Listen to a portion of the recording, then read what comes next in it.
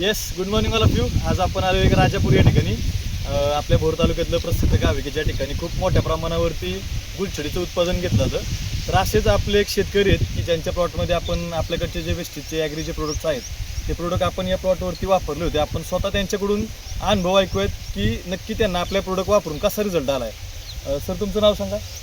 Pandurang Vitthal कारळे, Rajapur. Okay, तुम्ही तुमचं एक 2 वाक्यामध्ये तुमचा आलेला रिझल्ट सांगा. रिझल्ट तर एक नंबर आहे. 3 वेळा आपल्या फवारण्या झाल्या. म्हणजे आत्तापर्यंत आलेल्या रिझल्टमध्ये तुम्ही समाधानी आहात का? अगदी एकदम ओके. येस, जबरदस्त. आणि हे अजून नेहमीपेक्षा जबरदस्त आहे. येस, तुम्ही किती वर्षापासून करताय हे पीक?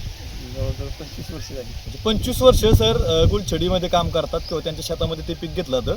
तर हे पहिल्यांदाच तुम्हाला असा जबरदस्त रिझल्ट आला, अनुभव आलाय. अनुभव आला खतरनाक.